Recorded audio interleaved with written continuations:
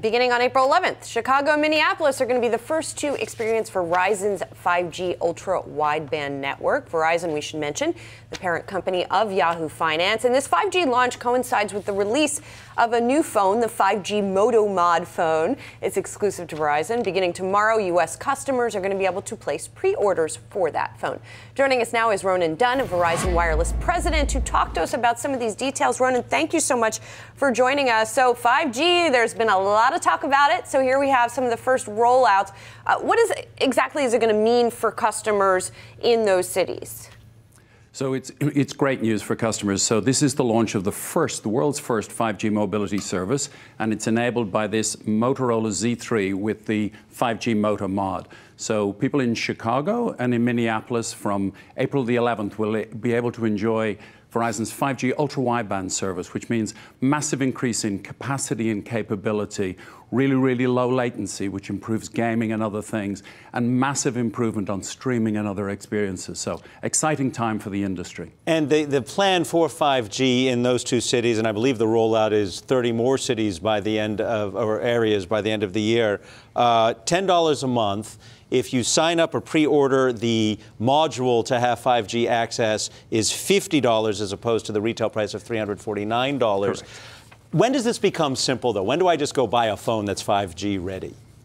So this is the first device, and as we say, it goes on pre-sale tomorrow and will be available when the market launches on April the 11th. So this first device is bringing that experience early. We have a range of devices, a Motorola S10 5G that will be coming in the first half of the year, which will be a fully integrated 5G smartphone. But the opportunity here is for people who already have the Motorola Z3 to jump straight into the 5G era. So really exciting. All right, so we've got two cities to start with. What's next?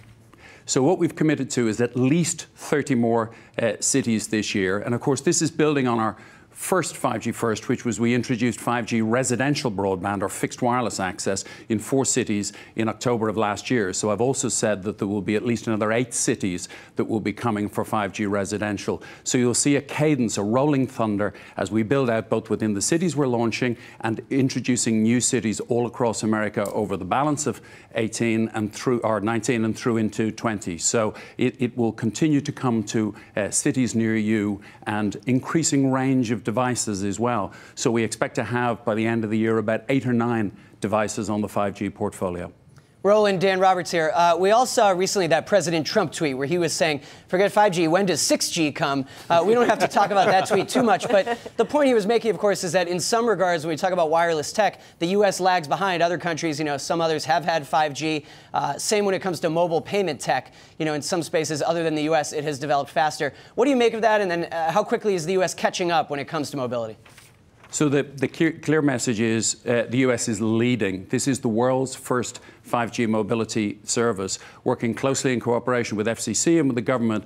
We're all committed to making sure that the US is a champion and leader in 5G, and Verizon's absolutely doing its part. It built a consensus in the industry 2 or 3 years ago and accelerated the development of standards. So I'm very confident that we can make sure that the US is a leader in this generation of technology, and that's great for the US economy and it's great for US consumers. Ronan, a 2-part question here. First, since Verizon appears to be in the lead on 5G, have you heard from anything from Apple? Have they tried to coordinate with Verizon about getting a phone that Apple customers could buy? And the second part of this is, what am I going to notice different with 5G that I don't have right now?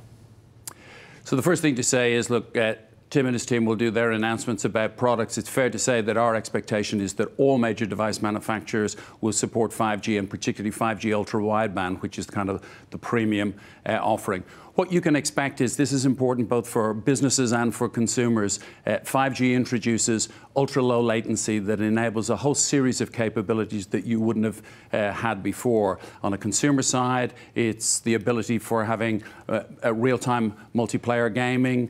For a trader, it's the opportunity for you to be on Yahoo Finance and actually trade as fast as a Wall Street trader because you've got that low latency on your device. In a business case, it's real-time enterprise. It's the ability to use that immersive connectivity to build AR, VR, and other capabilities that will help you to engage both in process improvement in an engineering sense, but also get closer to your customers. So this will bring in a wave of new opportunity, and it's a truly transformational technology. Ronan, synergy. Thank you so much, Ronan Dunne, Verizon Wireless President. Appreciate your time. Thank you very much.